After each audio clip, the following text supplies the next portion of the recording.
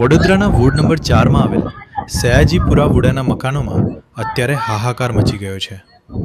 સ્થાનિક રહીશો પાણીના આકરા સંકટનો સામનો કરી રહ્યા છે। ત્યારે રાતના સમયે સયાજીપુરા વોટર ટેન્કમાંથી પાણી ચોરી કરી વેચવાના મામલો સામે આવ્યો। આ સ્થિતિ ખરેખર શરમજનક છે। મ્યુનિસિપલ કોર્પોરેશનના સત્તાધીશો અને કોર્પોરેટરો આ મામલે સંપૂર્ણપણે મૌન સેવીને બેઠા છે। સ્થાનિકોનો આક્રોશ છે કે જેને વોટ આપીને જીતાડ્યા તે જ નેતાઓ આજે સત્તાના નશામાં ચકનાચૂર થઈને જનતાનું લોહી પી રહ્યા છે। એક તરફ ગરીબ વસાહતોમાં પાણી નથી પહોંચતું તો બીજી તરફ ટેન્કરો ભરીને ઊંચા ભાવે પાણી વેચવાનો ખેલ ચાલી રહ્યો છે। શું આ કોર્પોરેશનના આશીર્વાદથી ચાલતું કોઈ કાળું કારોબાર છે? તંત્ર પાણીની વ્યવસ્થા કરવામાં નિષ્ફળ ગયું છે કે પછી માફિયાઓને પાણી વેચવાની છૂટ આપીને જનતાને છેતરી રહ્યું છે? આ પ્રશ્નોના જવાબ વડોદરાના જાગૃત નાગરિકો આજે માંગી રહ્યા છે। વહીવટી તંત્રની આ ઘોર બેદરકારી જ સયાજીપુરાના લોકોના દુઃખનું કારણ બની રહી છે। છેલ્લા 1.5-2 વર્ષથી પાણીની ખૂબ તકલીફ રહેલી છે। અહીંયા પાણી આવતું જ નથી। તો અહીંયા જે સંપ છે, પાણીની મોટર છે, બધું ખાલી ખમ છે। બરાબર 8-8 વર્ષથી અમે રહ્યા છે। કોર્પોરેશનનો કોઈ માણસ અહીંયા આવીને કોઈ પણ પ્રકારની સેવા કે સગવડ પૂરી પાડતા નથી। અમે જાતે ત્યાં અરજીઓ પણ આપેલી છે, કમ્પ્લેન પણ કરેલી છે, ઓનલાઈન કમ્પ્લેન પણ કરેલી છે, પણ એનો કોઈ નિકાલ આવ્યો નથી। અચ્છા, હવે જે ચૂંટણી પદ્ધતિ સ્થાનિક સ્વરાજ્યની બરાબર છે, તમારે કોર્પોરેટર છે તમારે અહીંયા આવ્યા તો ના, આજે સુધી કોઈ કોર્પોરેટર અહીંયા આવ્યા નથી। ચૂંટણીના પ્રચાર માટે પણ નથી આવ્યા। હા, ગવર્મેન્ટનો જે ટેક્સ છે, બિલ છે, એ છે, હજુ સુધી આ મકાનના વેરા આવ્યા નથી। હજુ વેરા આવ્યા નથી। આ મકાનના ઈએમઆઈ ચાલે છે।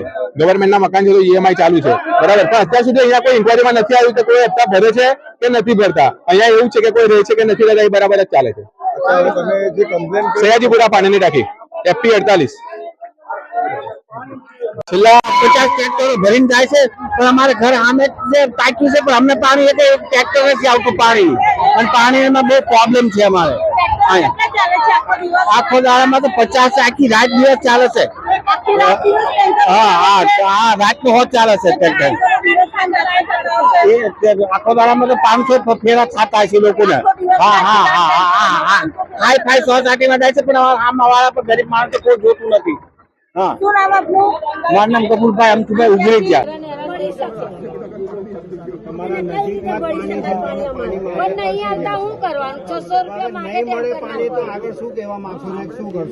હવે શું કરવાનું? જ્યાં કહીએ છે કે આલે તો સારું પાણી, અમને તમને પાણીની સેવા કે ગમે તે સેવા ના કરી આપે તો તમે ક્યાં જવાના છો? પેલું તઈ ગયા હતા સ્વાદ 2 વાર જઈને આયા, કોઈ સાંભળતું નહીં। અરજી બી લખાઈને આલી, ઓનલાઈન અરજીઓ બહુ કરી, તોય કોઈ આવતું નથી, કશું જવાબ નથી આવતા।